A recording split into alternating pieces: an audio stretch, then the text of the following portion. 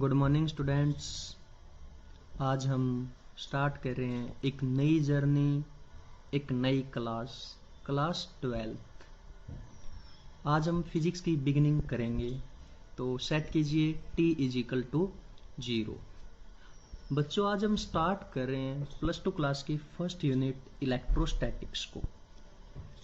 देखो बेटा, +1 की फिजिक्स और +2 की फिजिक्स के अंदर कुछ डिफरेंसेज है।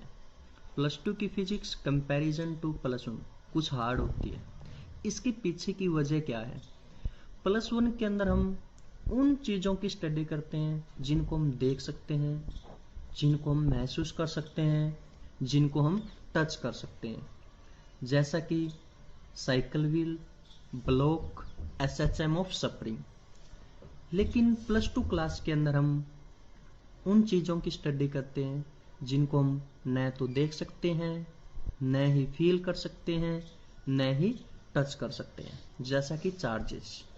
क्या आप चार्जेस को टच कर सकते हो, फील कर सकते हो? नहीं ना। यानी कि इलेक्ट्रॉन, चार्जेस के अंदर क्या होगा? Electron, proton, neutron. अब हम अपनी यूनिट को स्टार्ट करते हैं। जो आज की हमारी यूनिट है इलेक्ट्रोस्टैटिक्स। क्या नाम है हमारी यूनिट का? इलेक्ट्रोस्टैटिक्स। उसका हम फर्स्ट पार्ट रीड करेंगे जिसका नाम है इलेक्ट्रिक चार्जेज एंड फील्ड। जिनका नाम है इलेक्ट्रिक चार्जेज एंड फील्ड। जो हमारी यूनिट है उसका बेटा की पॉइंट क्या, वो देखो। उसका की पॉइंट है इलेक्ट्रिक चार्जेज। की पॉइंट क्या है हमारी इस यूनिट का? Electric charges. देखो, इलेक्ट्रोमैग्नेटिज्म। अब हम पढ़ रहे हैं इलेक्ट्रोमैग्नेटिज्म। इलेक्ट्रोमैग्नेटिज्म एक फिजिक्स की बहुत बड़ी ब्रांच है। इलेक्ट्रोमैग्नेटिज्म क्या बेटा? फिजिक्स की बहुत बड़ी ब्रांच है, जिसके अंदर हम बेसिकली स्टडी करते हैं चार्जेज के बारे में। किसके बारे में स्टडी करते हैं इलेक्ट्रोमैग्नेटिज्म के अंदर? हम चार्जेज के बारे में। हमने इलेक्ट्रोमैग्नेटिज्म को दो पार्ट्स के अंदर डिवाइड किया हुआ है। हमने इलेक्ट्रोमैग्नेटिज्म को दो पार्ट्स के अंदर डिवाइड किया हुआ है। फर्स्ट पार्ट आपका इलेक्ट्रोस्टैटिक्स, सेकेंड पार्ट आपका इलेक्ट्रोडायनेमिक्स। देखो, इलेक्ट्रोस्टैटिक्स जो हमारी फर्स्ट यूनिट है, इलेक्ट्रो का मतलब क्या होगा? चार्जेस। स्टैटिक्स का मतलब क्या होगा बेटा? रेस्ट। यानी कि इलेक्ट्रोस्टैटिक्स के अंदर हम चार्जेस की स्टडी करेंगे। किस पोजीशन के अंदर होंगे चार्जेस? रेस्ट के अंदर। अब हम बात करते हैं इलेक्ट्रोडायनेमिक्स। इलेक्ट्रो का मतलब आप लोगों को पता चल चुका है। इलेक्ट्रो का मतलब क्या है? चार्जेस। और डायनेमिक्स का मतलब क्या होगा? मोशन।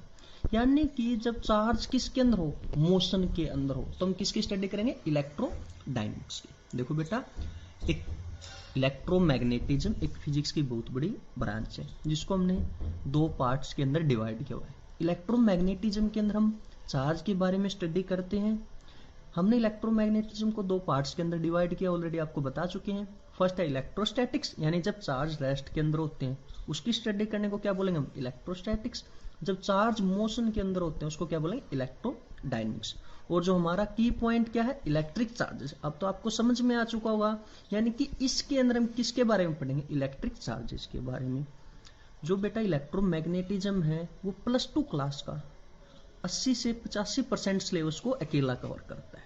यानी कि हम +2 क्लास के अंदर उस चीज के बारे में पढ़ेंगे जिसको हमने न तो देखा है, न महसूस किया है, न ही फील किया। आने वाले 4-5 महीने हम इलेक्ट्रोमैग्नेटिज्म को ही पढ़ेंगे। देखो बेटा, दोबारा आते हैं अपनी यूनिट्स के ऊपर। इलेक्ट्रोस्टैटिक्स। इलेक्ट्रोस्टैटिक्स को मैंने 5 पार्ट्स के अंदर डिवाइडेड किया हुआ है। इलेक्ट्रोस्टैटिक्स को मैं 5 पार्ट्स के अंदर आप लोगों को टीच करवाऊंगा। फर्स्ट है आपका इलेक्ट्रिक चार्जेस, सेकेंड आपका इलेक्ट्रिक फील्ड, नेक्स्ट आपका गॉस लॉ, देन है इलेक्ट्रोस्टैटिक्स पोटेंशियल, और लास्ट आपका कैपेसिटर। यानी कि ये सारी चीजें हम पढ़ेंगे इलेक्ट्रोस्टैटिक्स के अंदर। मीन जब इनके अंदर चार्ज क्या रहेगा? रेस्ट के अंदर। अब बात आती है हमारी इलेक्ट्रोडायनेमिक्स, यानी कि चार्ज इन मोशन। इसके अंदर देखो, हम पढ़ेंगे इलेक्ट्रिक करंट, यानी जब चार्ज मूव करेगा कांस्टेंट वेलोसिटी के साथ। देन हम पढ़ेंगे मैग्नेटिज्म, देन हम EMI, देन AC। इलेक्ट्रोडायनेमिक्स के अंदर से ही निकलती है EM वेव भी। इलेक्ट्रोडायनेमिक्स के अंदर से निकलती है EM वेव। वो हमारी 5th यूनिट है, उसके बारे में आगे डिस्कस करेंगे। देखो बेटा, इसके अंदर मेन चीज क्या है? इलेक्ट्रोस्टैटिक्स के अंदर हमने स्टडी की किसके बारे में? इलेक्ट्रिक फील्ड के बारे में और इलेक्ट्रिक फोर्सेस के बारे में। इसके बारे में electric field as well as electric forces. लेकिन इलेक्ट्रोडायनेमिक्स के अंदर हम स्टडी करते हैं electric field as well as magnetic field. यानी कि इलेक्ट्रिक फील्ड और साथ में मैग्नेटिक फील्ड, और यानी कि electric force as well as magnetic force. अब बेटा हम पढ़ते हैं नीचे की ओर। देखो इलेक्ट्रोमैग्नेटिज्म की डेफिनेशन मैंने आपको लिखी है। इलेक्ट्रोमैग्नेटिज्म क्या है? ये किसकी ब्रांच है? फिजिक्स की ब्रांच है। मेनली किसकी स्टडी करते हैं? चार्जेस की स्टडी करते हैं। किसकी स्टडी करते हैं? चार्जेस की स्टडी करते हैं। इसको थोड़े से कैटेगराइज किया, देखो मैंने आगे डेफिनेशन को। इलेक्ट्रोमैग्नेटिज्म के अंदर हम बेसिकली इलेक्ट्रोमैग्नेटिक फोर्स के बारे में स्टडी करते हैं, जो किसके ऊपर लगता है? चार्ज पार्टिकल के ऊपर। किसके बारे में स्टडी करते हैं? इलेक्ट्रोमैग्नेटिक फोर्स के बारे में, जो कहाँ अकर्ष होता है? इलेक्ट्रिकली चार्ज पार्टिकल के अंदर।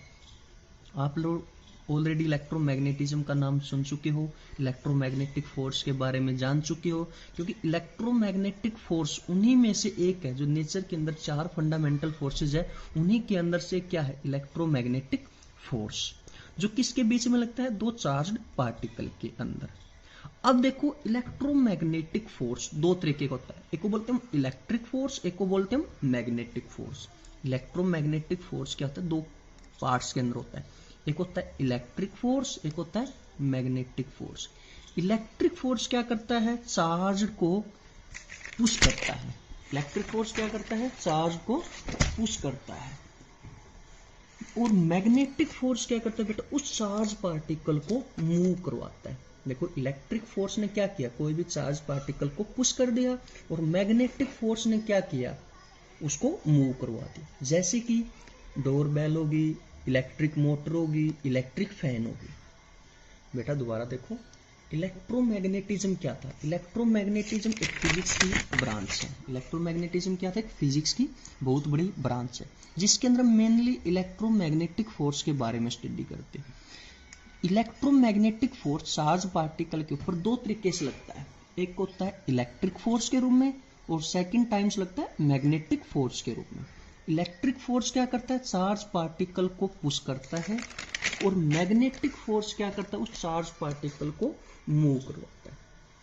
अब बेटा कारण क्या है इलेक्ट्रोमैग्नेटिज्म का? मेन कारण क्या? देखो बेटा अब हम पढ़ेंगे काजेज ऑफ इलेक्ट्रोमैग्नेटिज्म। इलेक्ट्रोमैग्नेटिज्म के बारे में पढ़ चुके हैं, अब हम पढ़ेंगे काजेज ऑफ इलेक्ट्रोमैग्नेटिज्म।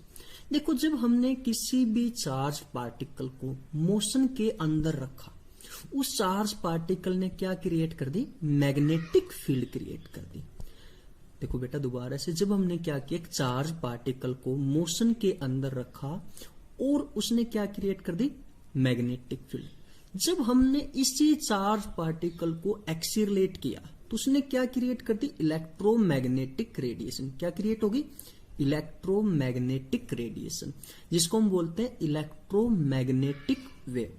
ये हमारी +2 की फिजिक्स की 5वीं यूनिट है। इसके बारे में ज्यादा डिटेल से हम 5th यूनिट के अंदर ही पढ़ेंगे। कौन सी इलेक्ट्रोमैग्नेटिक वेव जनरेट होती है normally? Visible light, radio wave, X rays, ये सारी वेव डिपेंड होती है फ्रीक्वेंसी ऑफ ऑसिलेशन पे। किस पे? Depending on frequency of oscillation. एक बार दोबारा देखो बेटा, जब हमने किसी भी चार्ज पार्टिकल को मोशन के अंदर रखा तो उस चार्ज पार्टिकल ने क्या क्रिएट कर दी? Magnetic field. जब हमने उसी चार्ज पार्टिकल को ऑसिलेट किया यानी कि एक्सीलरेट किया तो चार्ज पार्टिकल ने क्या क्रिएट कर दी? Electromagnetic radiation. जो ये इलेक्ट्रोमैग्नेटिक रेडिएशन है ये किस पे डिपेंड होती है? फ्रीक्वेंसी ऑफ ऑसिलेशन के ऊपर। किस पे? फ्रीक्वेंसी ऑफ ऑसिलेशन पे।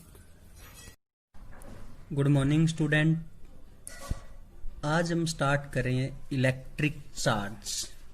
बेटा इलेक्ट्रिक चार्ज को हम कहते हैं इलेक्ट्रोस्टैटिक चार्ज भी। इलेक्ट्रिक चार्ज का सिंबल है क्या? इलेक्ट्रिक चार्ज को क्या बोलते हैं बेटा? Electrostatic charge. और इसका सिंबल क्या है? क्या? इलेक्ट्रिक चार्ज को बेटा आज हम अच्छे से समझने की कोशिश करते हैं इसी की प्रॉपर्टी के द्वारा, यानी कि इलेक्ट्रिक चार्ज को आज हम अच्छे से समझेंगे इलेक्ट्रिक चार्ज की ही प्रॉपर्टी के द्वारा। देखिए बेटा, हमने 2 इलेक्ट्रॉन लिए, दोनों को पास पास रखा। हमने देखा इस इलेक्ट्रॉन ने फोर्स लगाया इस डायरेक्शन के अंदर, इस इलेक्ट्रॉन ने फोर्स लगाया इस डायरेक्शन के अंदर। अब हमने क्या किया? इसी तरीके से 2 प्रोटॉन लिए, दोनों प्रोटॉन को पास पास रखा। इसने फोर्स F2 लगाया इस डायरेक्शन के अंदर और इसने फोर्स लगाया F2 इस डायरेक्शन के अंदर। इसी तरह से अब हमने क्या किया, एक इलेक्ट्रॉन लिया बेटा और एक प्रोटॉन लिया। इस इलेक्ट्रॉन ने फोर्स लगाया F3 इस डायरेक्शन के अंदर और इस प्रोटॉन ने भी फोर्स लगाया F3 इस डायरेक्शन के अंदर। एक बार और देखिए बेटा, हमने क्या किया, दो इलेक्ट्रॉन लिए, दोनों इलेक्ट्रॉन को जब हमने पास रखा तो फोर्स लगाया इलेक्ट्रॉन ने F1, यानी कि दोनों इलेक्ट्रॉन के बीच में क्या हुई, रिपल्सन, यानी कि फोर्स कैसे हुआ, रिपल्सिव फोर्स। इसी तरीके से जब हमने दो प्रोटॉन लिए थे, दोनों प्रोटॉन को जब हमने पास पास रखा, दोनों ने क्या किया, रिपल्सन, तो कैसा फोर्स हुआ, रिपल्सिव फोर्स। जब हमने क्या किया, एक इलेक्ट्रॉन लिया एक प्रोटॉन लिया, तो फोर्स कैसा लगा उनके बीच में, अट्रैक्टिव फोर्स। दोनों ने एक दूसरे को क्या किया, इलेक्ट्रॉन और प्रोटॉन ने क्या किया, अट्रैक्शन हुआ दोनों के बीच में। तो फोर्स का नेचर कैसा था, अट्रैक्टिव फोर्स।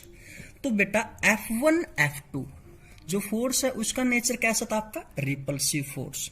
जो F3 है उसका नेचर कैसा है बेटा, अट्रैक्टिव फोर्स। इन्हीं फोर्सेज को हम क्या बोलते हैं, इलेक्ट्रोस्टैटिक्स फोर्स। इन्हीं फोर्सेज को हम क्या कहते हैं बेटा, इलेक्ट्रोस्टैटिक्स फोर्स।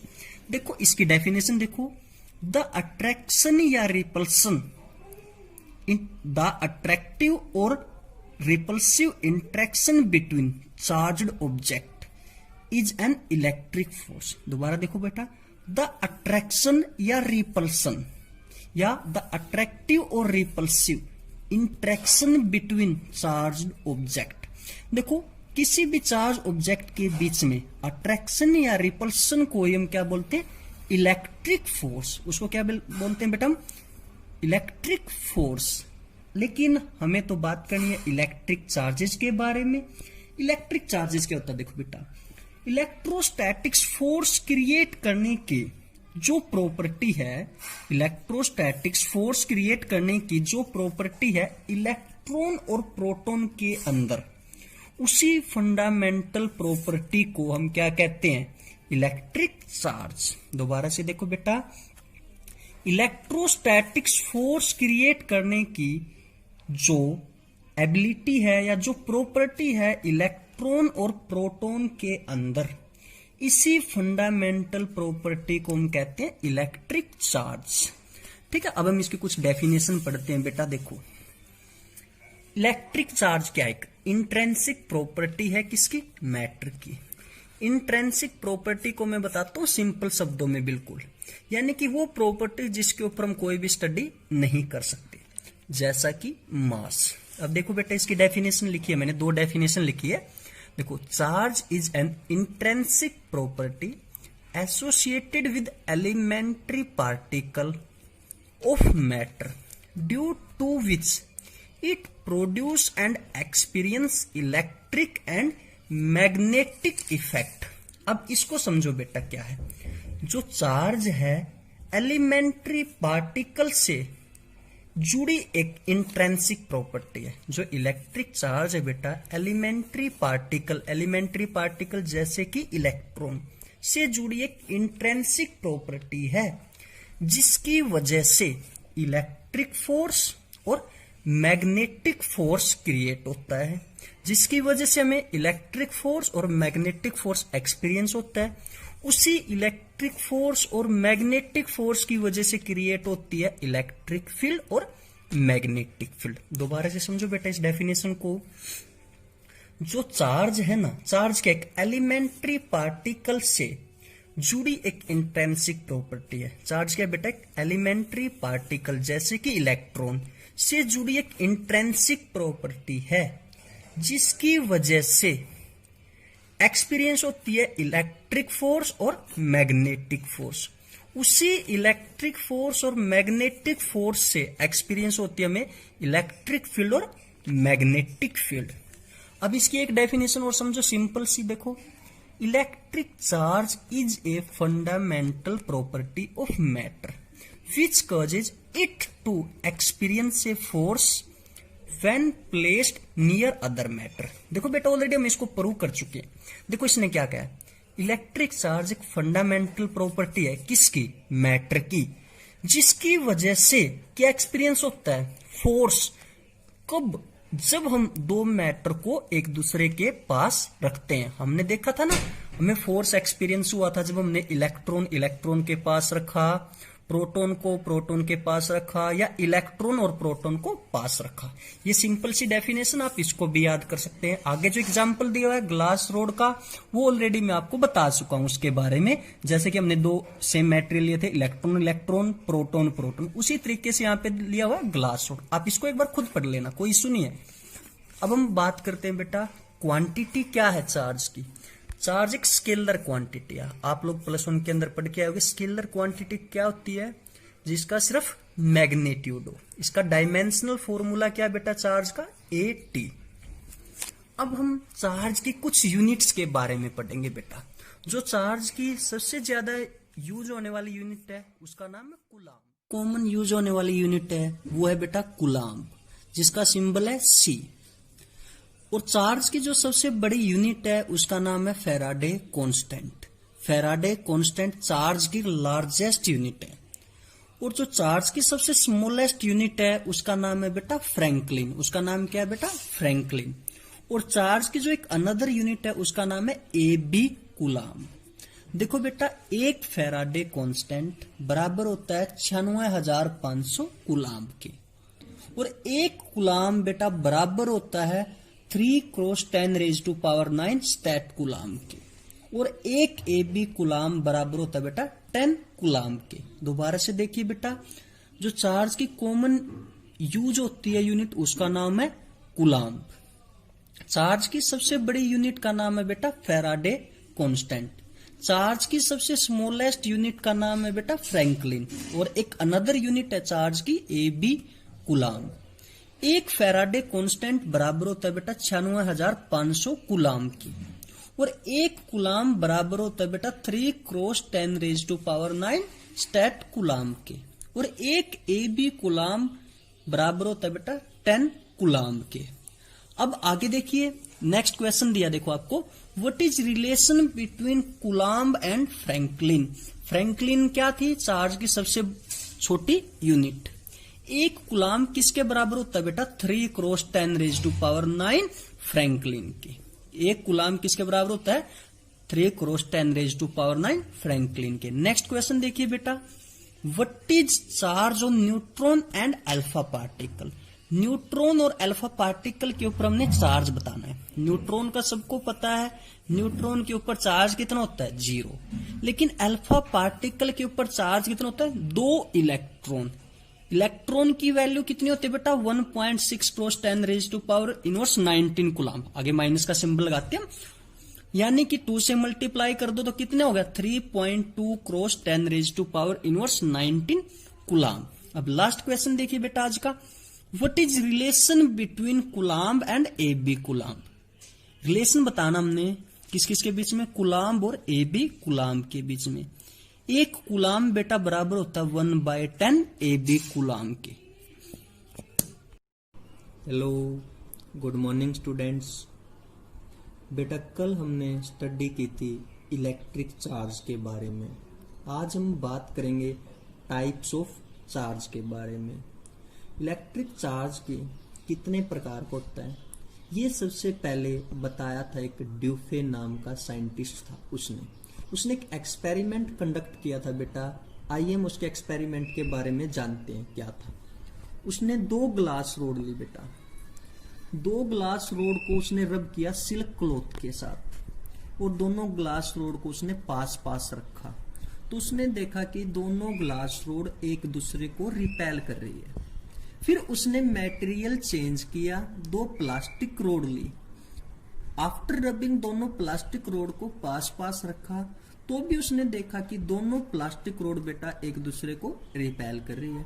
अब उसने जो थर्ड एक्सपेरिमेंट किया बेटा, उसके अंदर उसने मटेरियल को चेंज कर दिया।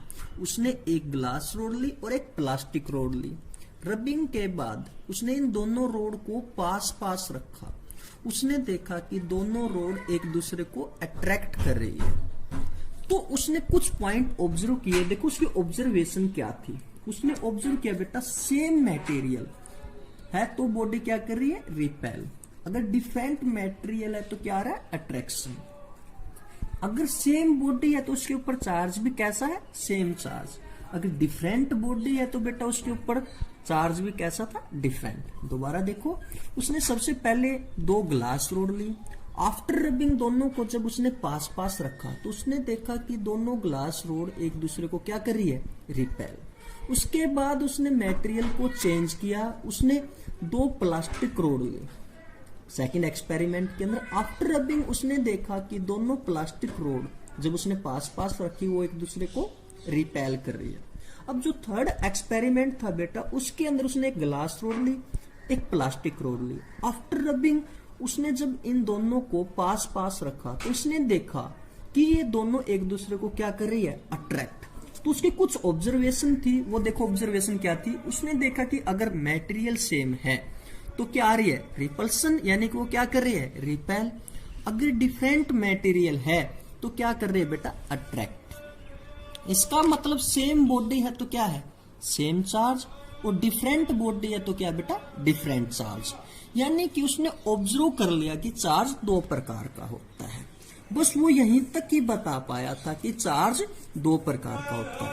जो चार्ज नेमिंग की थी वो की थी बेटा बेंजामिन फ्रैंकलिन ने। जो चार्ज की नेमिंग की थी वो की थी बेंजामिन फ्रैंकलिन ने। वो किस बेस पे की थी, ये देखो, in mathematics we add 2 different number then become it 0. It is possible when one is positive and another is negative. जब हम मैथ के अंदर 2 अपोजिट नंबर को ऐड करते हैं तो हमारे पास क्या आता है, 0। ये कब पॉसिबल है, जब एक पॉजिटिव है और एक नेगेटिव है। तो यहीं से हमारे चार्जेस आ गए थे, one is positive charges and another is negative charges. देखो बेटा, जो सेम चार्ज है जैसे कि पॉजिटिव पॉजिटिव या नेगेटिव नेगेटिव, उसको बोलते हैं लाइक चार्ज। और लाइक चार्ज क्या करता है, एक दूसरे को रिपेल करता है। देखो बेटा, जो डिफरेंट चार्ज है, माइनस प्लस या प्लस माइनस, उसको बोलते हैं अनलाइक चार्ज। वो क्या करता है बेटा, अट्रैक्ट करता है। देखो आगे, Dufay was the first scientist to show 2 kinds of charges.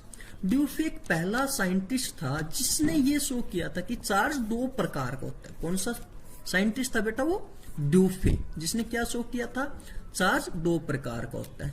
N American scientist Benjamin Franklin named the 2 kinds of charges as positive and negative. जो अमेरिकन साइंटिस्ट था बेंजामिन फ्रैंकलिन, उसने तो सिर्फ चार्ज की नेमिंग की थी, one is positive and another is negative. तो बेटा अब हम पढ़ते हैं पॉजिटिव चार्ज क्या। अब हम पढ़ेंगे बेटा what is positive charge. Positive charge क्या, देखो, a charge associated with a proton is known as positive charge. जब चार्ज किसके साथ एसोसिएटेड हो, प्रोटॉन के साथ, उसको क्या बोलेंगे हम, पॉजिटिव चार्ज। एक इसकी अनदर डेफिनेशन है बेटा, वो क्या है, देखो, जब हम एक न्यूट्रल बॉडी के अंदर से इलेक्ट्रॉन को रिमूव करते हैं, जब हम एक न्यूट्रल बॉडी के अंदर से इलेक्ट्रॉन को रिमूव करते हैं तो उस बॉडी को हम क्या बोलते हैं, पॉजिटिव चार्ज बॉडी। यानी हमने क्या किया, डेफिशिएंसी ऑफ इलेक्ट्रॉन, यानी कि हमने इलेक्ट्रॉन को क्या किया, त्याग किया। देखो बेटा नेक्स्ट क्या है, चार्ज ऑन प्रोटॉन। प्रोटॉन के ऊपर चार्ज है 1.6 × 10⁻⁻⁹ 19 कूलम। और मास कितना बेटा प्रोटॉन का, 1.67 × 10⁻⁻27 kg। नेक्स्ट है बेटा what is negative charge. Negative charge क्या, देखो, a charge associated with electron is known as negative charge. जब चार्ज किसके साथ एसोसिएटेड हो, इलेक्ट्रॉन के साथ, उसको क्या बोलेंगे बेटा, नेगेटिव चार्ज। अब इसके अंदर भी वही, न्यूट्रल बॉडी को हमने क्या किया, इलेक्ट्रॉन दिए। न्यूट्रल बॉडी को हमने क्या दिए, इलेक्ट्रॉन दिए। तो अभी बॉडी के ऊपर किसकी मेजॉरिटी होगी, इलेक्ट्रॉन की, उसी को हम क्या बोलेंगे, नेगेटिव चार्ज बॉडी। ठीक है बेटा, अब आगे देखते हैं। चार्ज ऑन इलेक्ट्रॉन, इलेक्ट्रॉन के ऊपर चार्ज कितना है, -1.6 × 10⁻⁻⁹ 19 कूलम। मास ऑफ इलेक्ट्रॉन कितना है बेटा, 9.1 × 10⁻⁻31 kg। नेक्स्ट आपका इलेक्ट्रोस्टैटिक सीरीज। बेटा इलेक्ट्रोस्टैटिक सीरीज में मदद करता है दो बॉडी के बीच में कौन सा चार्ज है इसको समझने के लिए। इसके कुछ पॉइंट्स है बेटा, वो आप लोग रीड कर लेना, देख लो एक बार ये क्या पॉइंट है, मैं आपको दिखा रहा हूं।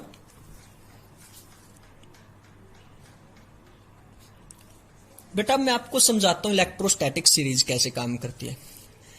देखो ऊपर से है मोस्ट पॉजिटिव और नीचे से है बेटा most negative.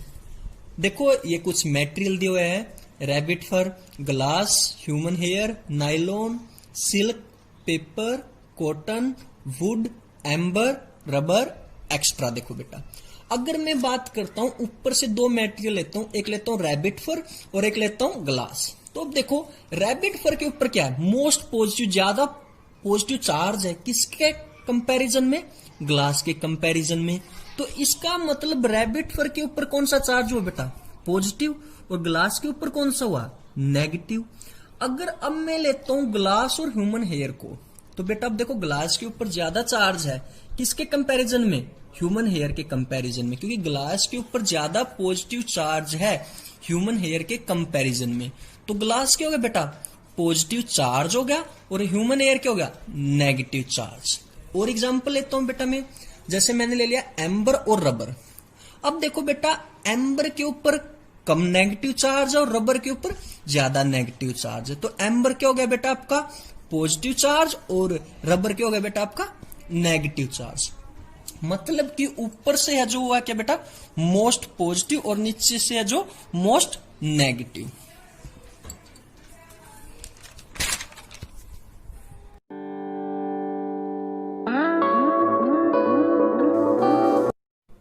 Hello good morning students.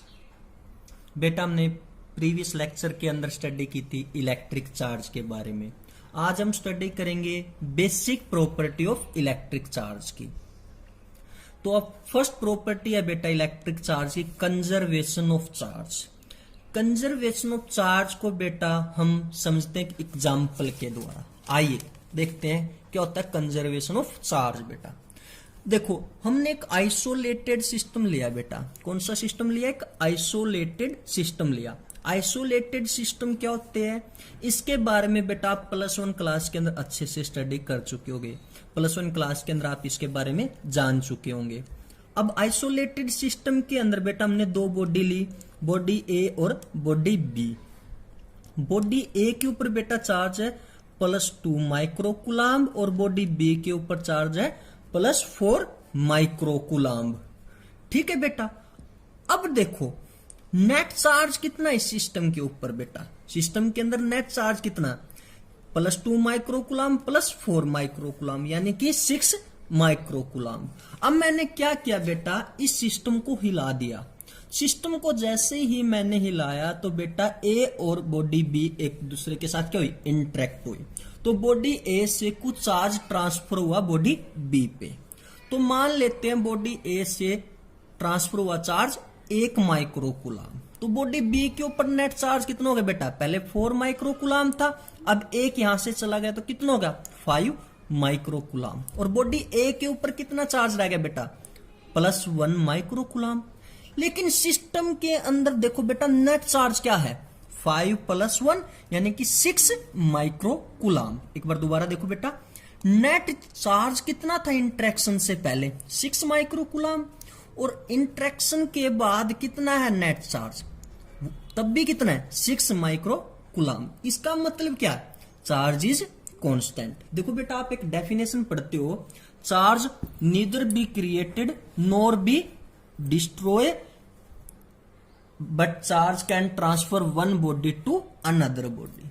ये जो डेफिनेशन है बेटा ये संपूर्ण तरीके से ठीक नहीं है, ये डेफिनेशन पूरी तरह से कंप्लीट नहीं है, ये डेफिनेशन है जो अधूरी है।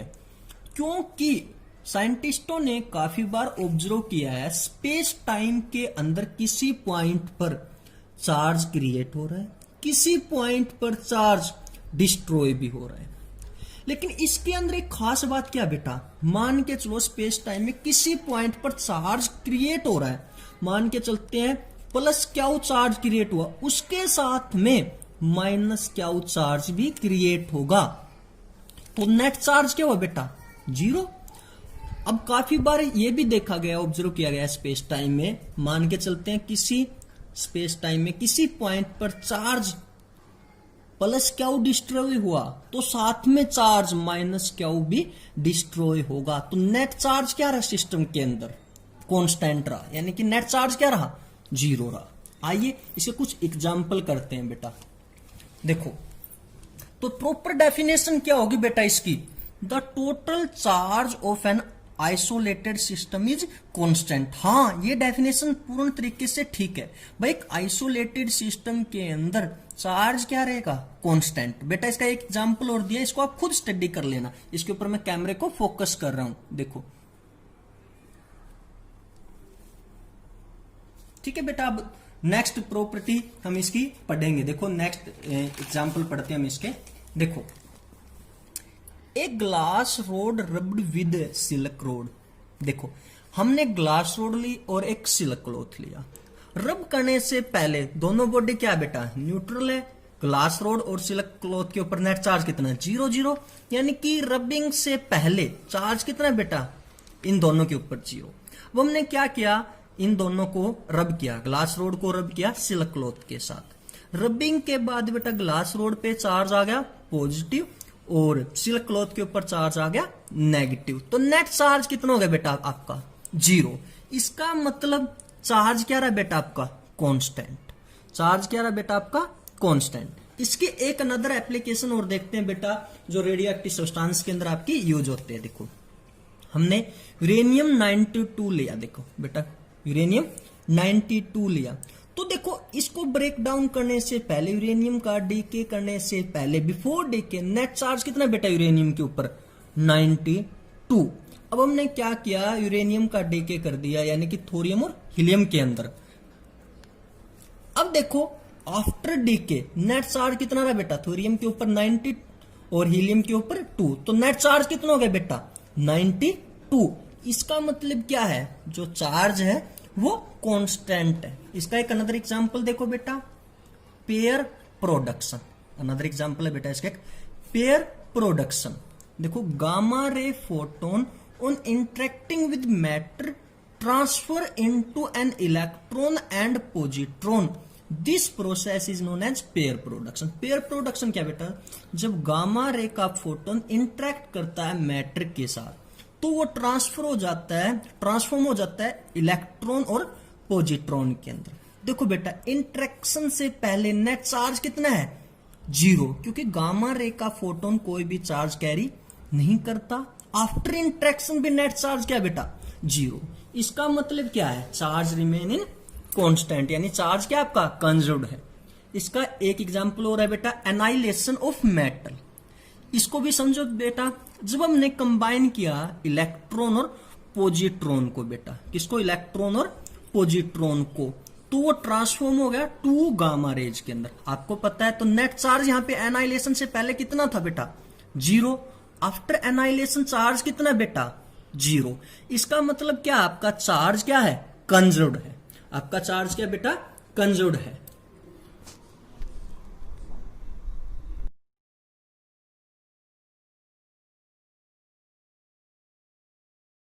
Hello good morning students. बेटा हमने प्रीवियस लेक्चर के अंदर स्टडी की थी प्रॉपर्टी ऑफ इलेक्ट्रिक चार्ज। जो आज का हमारा टॉपिक है वो है how body is charge, body को हम कैसे चार्ज कर सकते हैं। बेटा हमारे पास बॉडी 2 तरह की होती है, one is conductor another is insulator. One is conductor बेटा, अनदर इज इंसुलेटर। सेमीकंडक्टर को हम यहाँ पे कंसीडर नहीं करेंगे, उसको अपकमिंग यूनिट्स के अंदर हम स्टडी करेंगे। तो आइए जो हमारे पास बॉडी है कंडक्टर और इंसुलेटर, इनके बारे में बेसिक बातें कुछ जान लेते हैं। बेटा आप लोगों को पता है कंडक्टर क्या होता है, दो substance which conduct the electricity. ऐसे सब्सटेंस जो इलेक्ट्रिसिटी को क्या करते हैं, कंडक्ट करते हैं। यानी कि जिन सब्सटेंस के अंदर से इलेक्ट्रिसिटी पास होती है उनको क्या बोलते हैं बेटा, कंडक्टर। कंडक्टर के अंदर क्या होते हैं, number of free electron. Example हो गया बेटा कॉपर, एल्यूमिनियम। यानी कि कंडक्टर की एक प्रॉपर्टी है बेटा कंडक्टिविटी। कंडक्टर की प्रॉपर्टी क्या है, कंडक्टिविटी। अब हम आगे पढ़ेंगे जो हमारी अनदर बॉडी है इंसुलेटर। वो क्या बेटा, दो substance which do not conduct the electricity, ऐसे सब्सटेंस जो इलेक्ट्रिसिटी को कंडक्ट नहीं करते, यानी जो अपने अंदर से इलेक्ट्रिसिटी को पास नहीं होने देते, जैसे कि वुड हो गया, प्लास्टिक हो गया बेटा।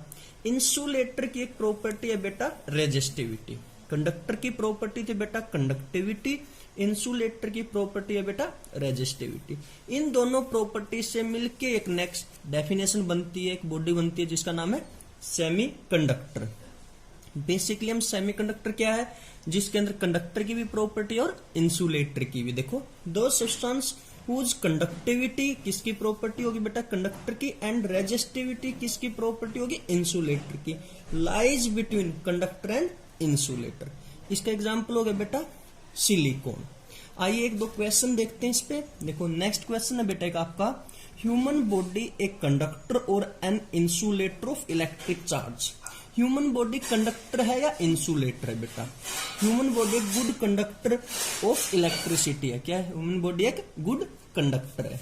नेक्स्ट एक क्वेश्चन और देखो, नेक्स्ट आपका, is there any conductor which can be given unlimited charge? क्या कोई एक ऐसा कंडक्टर है जो मैं अनलिमिटेड चार्ज देता हूं? हाँ, यस, अर्थ एक ऐसा कंडक्टर है जिसके पास क्या है अनलिमिटेड चार्ज है। तो आइए अब हम अपने टॉपिक के ऊपर चलते हैं बेटा। हमारा टॉपिक था आपको पता है हाउ बॉडी इज चार्ज। हमारे पास दो बॉडी है कंडक्टर और इंसुलेटर बेटा। मेथड क्या है बॉडी को चार्ज करने के बेटा? फर्स्ट आपका फ्रिक्शन जिसको बोल देते हैं रबिंग, नेक्स्ट आपका बेटा कंडक्शन जिसको बोल देते हैं टचिंग, नेक्स्ट आपका इंडक्शन यानी कि नॉन टचिंग, नेक्स्ट है बेटा आपका थर्मोइनिक इमिशन, और उससे नेक्स्ट है फोटो इलेक्ट्रिक इमिशन। ये 5 मेथड आपके जिसके द्वारा हम बॉडी को चार्ज कर सकते हैं बेटा। थर्मोइनिक एमिशन और फोटो इलेक्ट्रिक एमिशन को हम मॉडर्न फिजिक्स के अंदर स्टडी करेंगे। आज हम इन 5 में से सिर्फ 3 को स्टडी करेंगे, ठीक है बेटा। अब देखो बेटा कंडक्टर को हम इन 5 तरीके से चार्ज कर सकते हैं। कंडक्टर को हम बेटा इन 5 वे से चार्ज कर सकते हैं, लेकिन इंसुलेटर को हम सिर्फ और सिर्फ फ्रिक्शन मेथड से ही चार्ज कर सकते हैं। कंडक्टर को बेटा हम इन 5 तरीके से चार्ज कर सकते हैं जो कंडक्टर बॉडी है। इंसुलेटर बॉडी को हम फ्रिक्शन के द्वारा ही चार्ज कर सकते हैं। आइए अब हम पढ़ते हैं चार्जिंग बाय कंडक्शन यानी कि टचिंग मेथड बेटा। देखो हमने एक बॉडी ली ए और एक बॉडी ली बी। बॉडी ए के ऊपर स्ट्रॉन्ग नेगेटिव चार्ज है बेटा, यानी कि बॉडी ए क्या है नेगेटिवली चार्ज्ड बॉडी है। बॉडी बी क्या बेटा आपकी न्यूट्रल है। न्यूट्रल बॉडी क्या जिसके ऊपर इलेक्ट्रॉन और प्रोटॉन इक्वल हो बेटा। अब हमने क्या किया बॉडी ए को बॉडी बी के साथ टच करवा दिया, इसीलिए इसको क्या बोलते हैं बेटा टचिंग मेथड। अब क्या हुआ बॉडी ए से इलेक्ट्रॉन ट्रांसफर हो गए बेटा कुछ बॉडी बी के अंदर। कुछ टाइम के बाद हमने इन दोनों बॉडी को सेपरेट कर दिया, बॉडी ए और बी को। देखो बेटा अब हमने देखा बॉडी बी के ऊपर किसकी मेजॉरिटी होगी है इलेक्ट्रॉन की, क्योंकि पहले इक्वल इलेक्ट्रॉन और प्रोटॉन थे। अब बॉडी ए से इलेक्ट्रॉन ट्रांसफर हुए बॉडी बी के अंदर, तो बॉडी बी के ऊपर किसकी मेजॉरिटी होगी बेटा इलेक्ट्रॉन की। तो बॉडी बी कैसा चार्ज होगी नेगेटिव चार्ज बॉडी। बेटा एक बात याद रखना, जो चार्ज बॉडी के ऊपर था वही चार्ज आएगा अनचार्ज बॉडी के ऊपर जो बाद में चार्ज हुई है। देखो ए बॉडी के ऊपर बेटा जो चार्ज था वो कैसा था नेगेटिव चार्ज था। अब बॉडी बी क्या थी न्यूट्रल थी। आफ्टर चार्जिंग बॉडी बी के ऊपर भी कैसा चार्ज आ गया बेटा नेगेटिव चार्ज आ गया। इसी तरीके से हम पॉजिटिव चार्ज बॉडी भी ले सकते हैं, बॉडी को पॉजिटिव चार्ज भी कर सकते हैं। देखो बेटा if shape size material of both conductor is same, अगर मटेरियल कंडक्टर का शेप साइज और मटेरियल सेम है तो उस सिचुएशन में क्या होगा बेटा, मान के चलो बॉडी ए पे चार्ज कितना था क्या और बॉडी बी पे चार्ज कितना था 0, यानी कि टचिंग के बाद बॉडी ए पे चार्ज कितना होगा बेटा क्या 2 और बॉडी बी पे कितना होगा क्या 2। आइए एक बार और देखते हैं बेटा। हम आज पढ़ रहे हैं चार्जिंग बाय कंडक्शन यानी कि टचिंग मेथड बेटा। इसके लिए हमने क्या किया, 2 बॉडी ली, बॉडी ए और बॉडी बी। बॉडी ए के ऊपर क्या बेटा स्ट्रॉन्ग नेगेटिव चार्ज है, यानी बॉडी ए क्या है नेगेटिवली चार्ज्ड बॉडी है, और बॉडी बी क्या थी बेटा आपकी न्यूट्रल बॉडी थी। अब हमने क्या किया बॉडी ए को बॉडी बी से टच कर दिया, ठीक है बेटा। बॉडी ए से कुछ इलेक्ट्रॉन ट्रांसफर हो गए बॉडी बी के अंदर। अब हमने क्या किया, कुछ टाइम के बाद दोनों बॉडी को अलग कर दिया, सेपरेट कर दिया। बॉडी ए के ऊपर आपको पता है कौन सा चार्ज था बेटा, नेगेटिव चार्ज था। अब बॉडी बी के ऊपर भी नेगेटिव चार्ज आ गया, क्योंकि किसकी मेजॉरिटी होगी बॉडी बी के ऊपर, नेगेटिव चार्ज की, क्योंकि ए बॉडी से कुछ इलेक्ट्रॉन ट्रांसफर हुए थे बेटा बॉडी बी के ऊपर। ठीक है, इसी तरह से हम बॉडी को पॉजिटिव चार्ज भी कर सकते हैं। अगर शेप साइज मटेरियल दोनों कंडक्टर का सेम है, उस दौरान दोनों पे चार्ज क्या रहेगा बेटा, चार्जिंग के बाद दोनों के ऊपर नेट चार्ज क्या रहेगा, सेम। यानी मान के चलो बॉडी ए के ऊपर चार्ज क्या हुआ है और बॉडी बी क्या थी आपकी, न्यूट्रल। आफ्टर टचिंग तो बॉडी ए के ऊपर चार्ज क्या होगा बेटा, Q/2, और बॉडी बी के ऊपर चार्ज क्या होगा, Q/2। आइए अब हम इसकी डेफिनेशन देखते हैं बेटा। देखो ये है बेटा इसकी डेफिनेशन चार्जिंग बाय कंडक्शन की, मैंने एक्सप्लेन कर दिया, आप यहां से एक बार स्टडी कीजिएगा।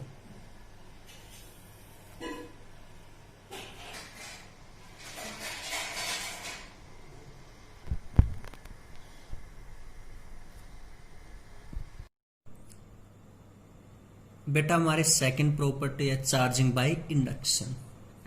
बेटा हमारी जो फर्स्ट प्रॉपर्टी थी चार्जिंग बाय कंडक्शन, उसके अंदर हमने क्या किया था, एक चार्ज कंडक्टर को टच करवाया था अनचार्ज कंडक्टर के साथ, यानी जिसके अंदर दो बॉडी के बीच में फिजिकली कांटेक्ट था।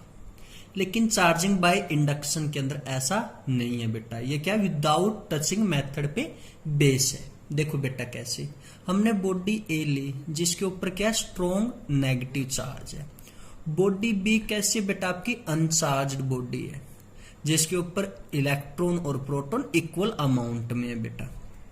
अब हमने क्या किया, जो नेगेटिव चार्ज बॉडी है इसको हम बॉडी बी के पास लेके गए, यानी कि अनचार्ज बॉडी के पास इसको लेके गए। जैसे ही हम बॉडी ए को बॉडी बी के पास लेके गए बेटा, बॉडी ए के ऊपर स्ट्रॉन्ग नेगेटिव चार्ज है, बॉडी बी कैसे थी आपकी, न्यूट्रल थी। जब बॉडी ए को हम बॉडी बी के पास लेके गए तो बॉडी बी के अंदर जो इलेक्ट्रॉन थे वो क्या करेंगे, रिपेल करेंगे बेटा, वो आगे इस साइड। तो इस पोर्शन के अंदर कौन सा चार्ज बच गया बेटा आपका, पॉजिटिव चार्ज। यानी कि नेगेटिव चार्ज और ये पॉजिटिव चार्ज आपस में क्या हो गए बेटा, बाउंड हो गए, और ये नेगेटिव चार्ज क्या होगा, इस साइड वाला आपका फ्री होगा। दोबारा से समझो बेटा, जब हमने क्या किया, नेगेटिव चार्ज बॉडी को पास लेके गए अनचार्ज बॉडी के पास। देखो नेगेटिव चार्ज बॉडी की वजह से जो बॉडी बी के अंदर इलेक्ट्रॉन है वो क्या करेंगे, रिपेल करेंगे आपस में, बॉडी ए के और बॉडी बी के। ठीक है, बॉडी बी के इलेक्ट्रॉन आगे इस साइड में, तो इस पोर्शन के अंदर चार्ज बच गया बेटा आपका पॉजिटिव चार्ज। अब भी हमने बॉडी ए को पास में ही रखा, अब हमने बॉडी बी की क्या करवा दी बेटा, अर्थिंग। बॉडी बी के साथ क्या करवा दिया हमने, अर्थिंग। तो अब इलेक्ट्रॉन कहां ट्रांसफर हो गए बेटा, अर्थ के पास। कहां ट्रांसफर हो गए, अर्थ में ट्रांसफर हो गए बेटा। तो अब हमने क्या किया, सेपरेट कर दी दोनों बॉडी को। बॉडी ए के ऊपर तो हमें पता है स्ट्रॉन्ग नेगेटिव चार्ज था, अब बॉडी बी के ऊपर जो यहाँ पे चार्ज था ना वो रेंडमली डिस्ट्रीब्यूट हो गया बेटा। तो बॉडी बी कैसे चार्ज होगी आपकी, पॉजिटिव चार्ज होगी। दोबारा से समझो बेटा एक बार इसको, हमने दो बॉडी ली, बॉडी ए और बॉडी बी। बॉडी ए के ऊपर स्ट्रॉन्ग नेगेटिव चार्ज है, बॉडी बी क्या थी बेटा आपकी, अनचार्ज बॉडी थी। बॉडी ए को हम बॉडी बी के पास लेके गए, फिजिकली टच नहीं करवाया, पास लेके गए। जैसे हम बॉडी ए को बॉडी बी के पास लेके गए, जो बॉडी बी के अंदर इलेक्ट्रॉन थे उन्होंने क्या किया, आपस में बॉडी ए के इलेक्ट्रॉन के साथ रिपल्सन हुई, यानी कि वो इस हिस्से के अंदर आ गए, इस साइड आ गए, रिपेल हो गए बेटा। तो इस साइड कौन से चार्ज रह गए आपके, पॉजिटिव चार्ज, क्योंकि पॉजिटिव चार्ज क्या करेंगे, अट्रैक्ट करेंगे नेगेटिव चार्ज को बेटा। अब हमने क्या की, अर्थिंग कर दी बॉडी बी की। बॉडी बी की क्या कर दी बेटा, अर्थिंग कर दी। जो इलेक्ट्रॉन थे वो ट्रांसफर हो गए बेटा अर्थ के अंदर।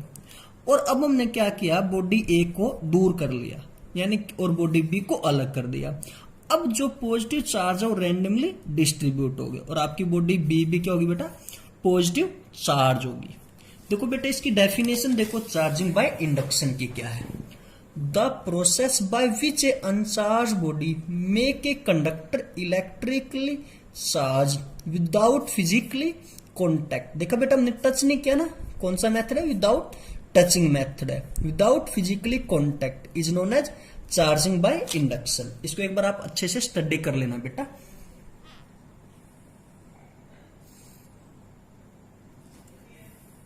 अब हम पढ़ेंगे बेटा जो नेक्स्ट आपका मेथड है चार्जिंग बाय फ्रिक्शन। बेटा नेक्स्ट जो हम पढ़ेंगे वो आपका चार्जिंग बाय फ्रिक्शन, जो इंसुलेटर के अंदर हम यूज करते हैं, जिसे हम इंसुलेटर बॉडी को चार्ज करते हैं। बेटा अब हमने क्या लिया, दो बॉडी ली ए और बी। देखो इसके लिए कंडीशन क्या है, दो स्टेबल मटेरियल को हम स्टेबल कंडीशन के अंदर ही रब करेंगे। क्या कंडीशन है बेटा, दो स्टेबल मटेरियल को अनस्टेबल कंडीशन में हम रब करेंगे। हमने दो इंसुलेटर लिए बेटा ए और बी। अब हमने क्या किया, इनको रब किया। जब हमने इनको रब किया तो क्या दी हमने इनको, काइनेटिक्स एनर्जी दी। वो काइनेटिक्स एनर्जी कुछ टाइम बाद किसके अंदर कन्वर्ट होगी बेटा, थर्मल एनर्जी के अंदर। किसके अंदर कन्वर्ट होगी, थर्मल एनर्जी। उस थर्मल एनर्जी की वजह से जो आउटर मोस्ट सेल के अंदर इलेक्ट्रॉन है वो ट्रांसफर होंगे एक बॉडी से अनदर बॉडी के अंदर। जो आउटर मोस्ट के अंदर इलेक्ट्रॉन है बेटा, आउटर मोस्ट सेल के अंदर, वो एक बॉडी से ट्रांसफर होंगे बॉडी अनदर पे। देखो दोबारा देखो, हमने दो बॉडी ली ए और बॉडी बी। बेटा इनको अंडर स्टेबल कंडीशन हमने रब किया तो इनके पास काइनेटिक्स एनर्जी आई। वो काइनेटिक्स एनर्जी किसके अंदर कन्वर्ट होगी बेटा, थर्मल एनर्जी के अंदर। और आउटर मोस्ट सेल के अंदर जो इलेक्ट्रॉन है वो ट्रांसफर होंगे एक बॉडी से अनदर बॉडी के अंदर। अब आपको पता है बॉडी बी से इलेक्ट्रॉन ट्रांसफर हो गए बॉडी ए के अंदर। हमने माना बॉडी बी से इलेक्ट्रॉन ट्रांसफर हो गए बॉडी ए के अंदर। बॉडी ए पे किसकी मेजोरिटी आ गई बेटा, नेगेटिव चार्ज की। और बॉडी बी पे किसकी मेजोरिटी होगी, पॉजिटिव चार्ज की। यानी कि बॉडी ए पे क्या होगा आपका नेगेटिव चार्ज और बॉडी बी पे क्या होगा पॉजिटिव चार्ज। यानी कि अब दोनों बॉडी क्या होगी बेटा, चार्ज होगी। हाँ बेटा एक चीज याद रखना, अगर ट्रांसफर ऑफ चार्ज है तो ट्रांसफर ऑफ मास भी होगा। अगर चार्ज ट्रांसफर हो रहा है तो उसके साथ में मास भी ट्रांसफर होगा।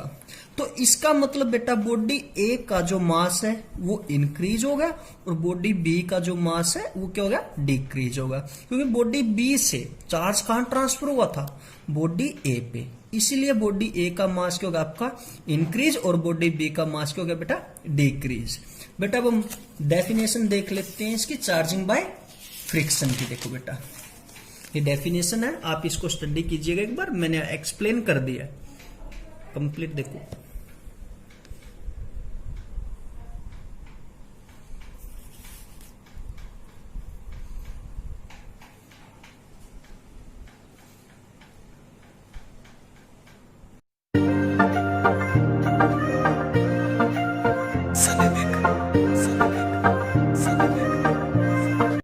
Hello good morning students. बेटा आज हम स्टडी करेंगे कूलॉम्स लॉ के बारे में। प्रीवियस लेक्चर के अंदर हमने स्टडी की थी हाउ बॉडी इज चार्ज्ड। अगर बेटा आप लोगों ने चार्ज के बारे में स्टडी नहीं की है तो मैंने डिस्क्रिप्शन के अंदर लिंक दे दिया है, प्लीज आप एक बार देख लीजिएगा। बेटा कूलॉम्स लॉ क्या बताता मैं, हाउ टू चार्जेस इंटरेक्ट, यानी कि इंटरेक्शन ऑफ चार्जेस के बारे में। किसके बारे में बताता है बेटा, इंटरेक्शन ऑफ चार्जेस के बारे में बताता है। आप लोगों को पता है बेटा जो लाइक चार्ज है वो एक दूसरे को रिपेल करते हैं, अनलाइक चार्ज एक दूसरे को अट्रैक्ट करते हैं। कूलॉम्स ने यही बात बताई कि जो लाइक चार्ज है वो एक दूसरे को कितने फोर्स के साथ रिपेल करते हैं और कितने फोर्स के साथ अनलाइक चार्ज एक दूसरे को अट्रैक्ट करते हैं। तो बेटा आइए एक बार हम समझते हैं इसको अच्छे से।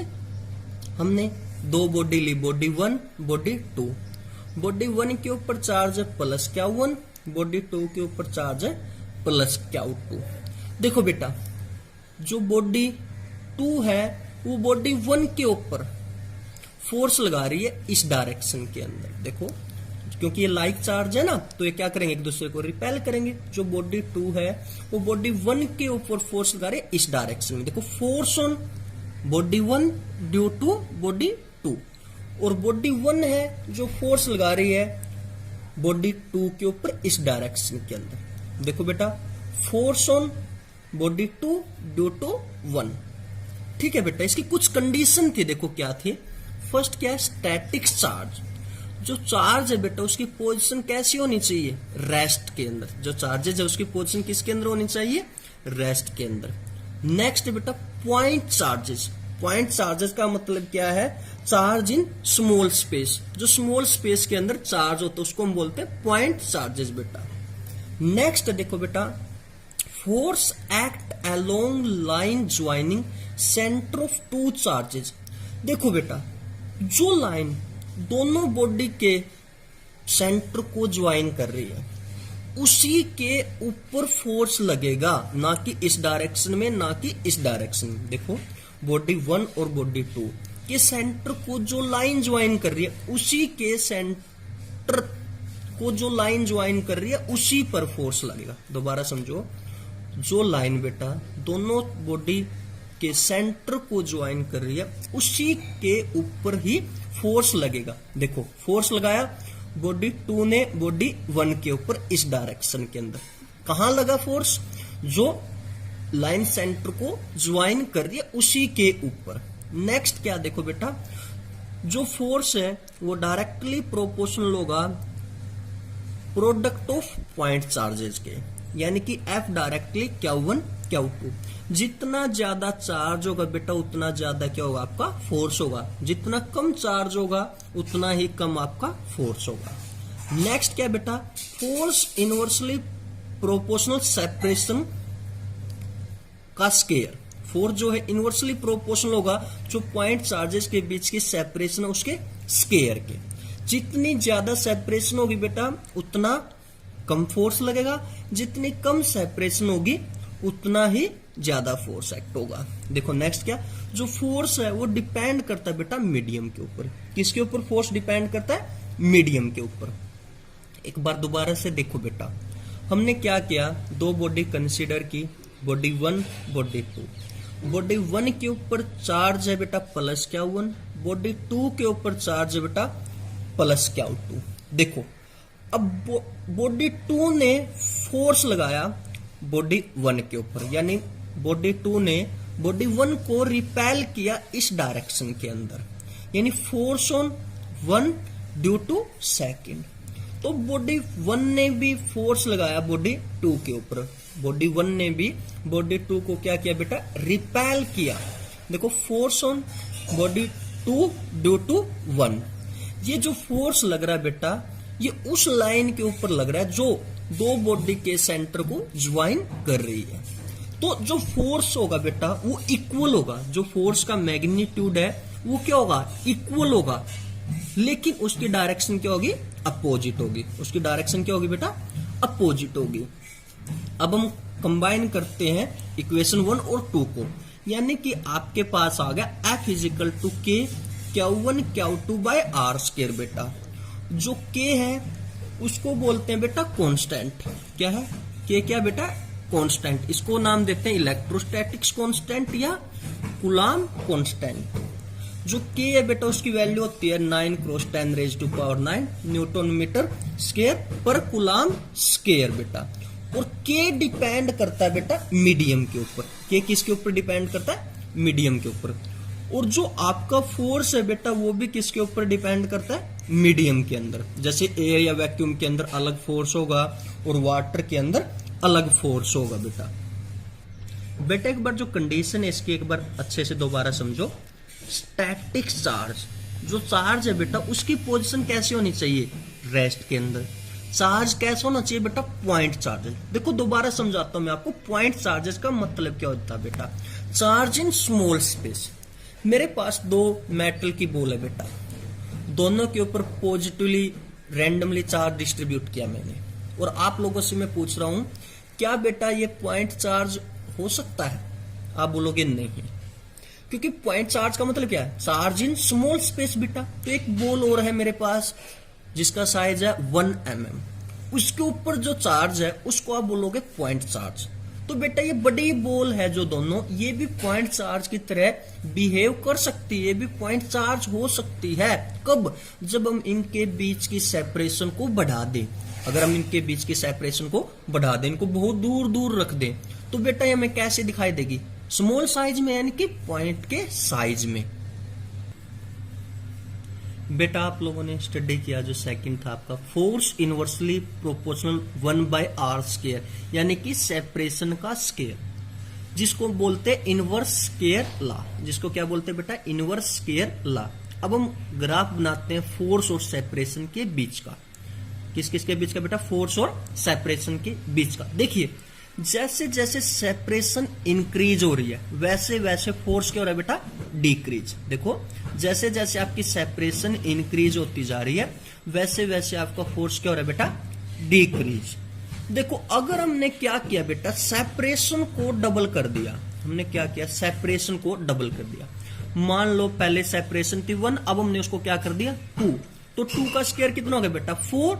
जो फोर्स है वो कितने गुना कम हो गया बेटा? 4 गुना कम होगा। फोर्स कितने गुना कम हो गया? 4 गुना कम होगा। अब हमने क्या किया? सेपरेशन को ऑफ कर दिया बेटा। पहले मान लेते हैं सेपरेशन थी 1, अब हमने क्या कर दिया? 1/2। तो फोर्स आपका क्या होगा? 4 गुना ज्यादा होगा। बेटा आप समझ सकते हो, मैंने देखो कूलम्ब्स लॉ की डेफिनेशन लिखी हुई है, इसको आप एक बार रीड कीजिएगा। देखो डेफिनेशन क्या दिया? According to Coulomb's law the magnitude of force of attraction या repulsion any 2 point charges at rest. देखो चार्ज कैसे होना चाहिए? Point charge. पोजीशन कैसे होनी चाहिए? रेस्ट के अंदर। तो फोर्स डायरेक्टली प्रोपोर्शनल होगा product of the magnitude of charges, यानी कि F directly proportional Q1 Q2 और इनवर्सली प्रोपोर्शनल क्या होगा? Square of the separation between them, जो उनके बीच की सेपरेशन उसके स्क्वायर। एक बार आप इसको स्टडी कीजिएगा।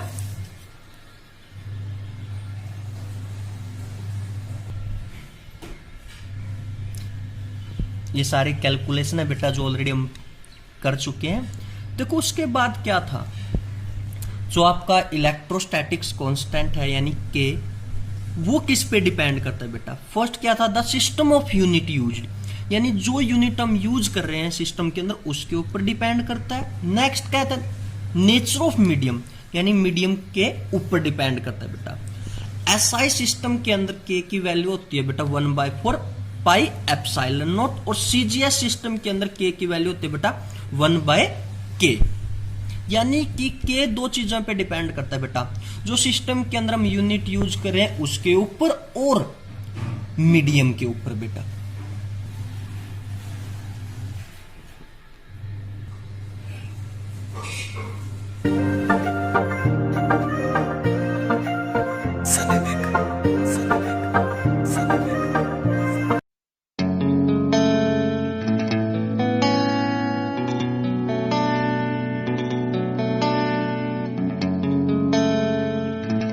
Hello, good morning students.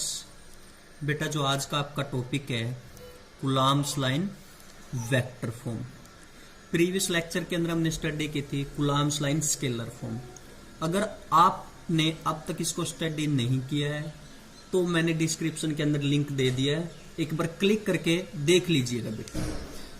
आइए अब हम पढ़ते हैं कूलम्ब्स लाइन वेक्टर फॉर्म। बेटा हमने क्या किया? दो बॉडी ली, बॉडी 1 और बॉडी 2। बॉडी 1 के ऊपर पॉइंट चार्ज आपका Q1, बॉडी 2 के ऊपर पॉइंट चार्ज आपका Q2। जो बॉडी 1 और बॉडी 2 के बीच की सेपरेशन है वो है मोड R। अब की बार हमने क्या किया? इन दोनों के बीच की जो सेपरेशन है बेटा उसका मैग्नीट्यूड ले लिया हमने।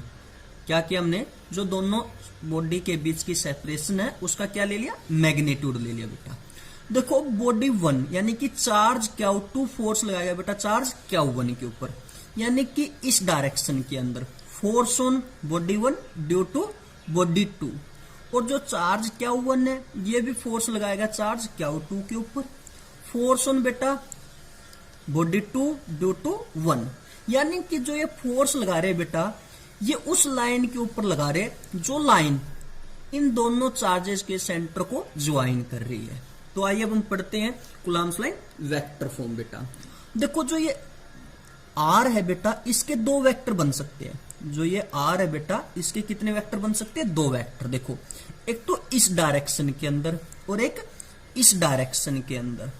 जो इस डायरेक्शन के अंदर यानी जब जाएगा बॉडी 1 से 2 की ओर, final displacement 2 minus initial displacement कितनी 1, यानी कि आपको इस डायरेक्शन के अंदर R2 माइनस R1। जब हम जाएंगे 2 से 1 की ओर। फाइनल डिस्प्लेसमेंट बेटा r1, इनिशियल डिस्प्लेसमेंट r2। तो क्या हो गया आपका r1 vector minus r2 vector. अब हम निकालते हैं बेटा फोर्स ऑन 1 ड्यू टू 2। देखो कितना निकल गया आप लोगों को यहां तक पता है।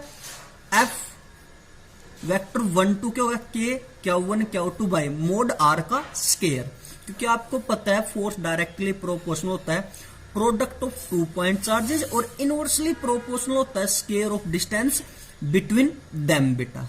ये आपका क्या निकल गया, मैग्नीट्यूड निकल गया। ये क्या निकल गया बेटा, आपका मैग्नीट्यूड निकल गया। लेकिन हमको तो वेक्टर फॉर्म के अंदर चाहिए। वेक्टर का मतलब क्या होता है बेटा, मैग्नीट्यूड एंड डायरेक्शन। और डायरेक्शन के लिए क्या चाहिए हमें, यूनिट वेक्टर। डायरेक्शन के लिए किस चीज की रिक्वायरमेंट हमें, यूनिट वेक्टर की। तो हम इस डायरेक्शन का वेक्टर लेंगे बेटा। तो हम क्या लेंगे, इस डायरेक्शन का यूनिट वेक्टर लेंगे बेटा, क्योंकि ये वेक्टर भी तो इसी डायरेक्शन में है। तो r वेक्टर माइनस r2 का क्या लेंगे हम, यूनिट वेक्टर लेंगे, क्योंकि ये भी तो इसी डायरेक्शन में है बेटा। तो हमने क्या किया, इसका यूनिट वेक्टर ले लिया। r1 वेक्टर माइनस r2 का क्या लेंगे, यूनिट वेक्टर लेंगे। अब हम इसका यूनिट वेक्टर कैसे निकालेंगे, आपको पता है अगर हमें a वेक्टर का यूनिट वेक्टर निकालना है तो क्या होगा, a vector by mode of a, यानी कि a वेक्टर बाय उसका मैग्नीट्यूड। तो इसका मतलब इसका यूनिट वेक्टर आपका ये हो गया बेटा, इसका यूनिट वेक्टर आपका ये निकल गया। तो अब हमने क्या किया, इसकी जगह पे ये वैल्यू पुट कर दी। इसकी जगह पे क्या कर दी बेटा, ये वैल्यू पुट कर दी। अब देखो बेटा, r1 vector minus r2 vector का मोड ये किसके बराबर है, मोड r के बराबर। मतलब कि क्या है, इस वेक्टर का क्या है, मोड r मैग्नीट्यूड तो है। इस वेक्टर का मोड r क्या बेटा, मैग्नीट्यूड तो है। तो हमने क्या किया, इस मोड r की जगह पे ये पुट कर दे, यानी कि आपका फाइनल क्या निकल गया, फोर्स ऑन 1 ड्यू टू 2, यानी कि इसका क्यूब हो गया बेटा। ये निकल गया फोर्स ऑन 1 ड्यू टू 2। एक बार और समझो बेटा इसको। देखो हमने क्या किया, दो बॉडी ली, बॉडी 1 और बॉडी 2। बॉडी 1 के ऊपर पॉइंट चार्ज कितना है बेटा, Q1। बॉडी 2 के ऊपर कितना है, Q2। इन दोनों के बीच की सेपरेशन का हमने क्या लिया, मैग्नीट्यूड लिया।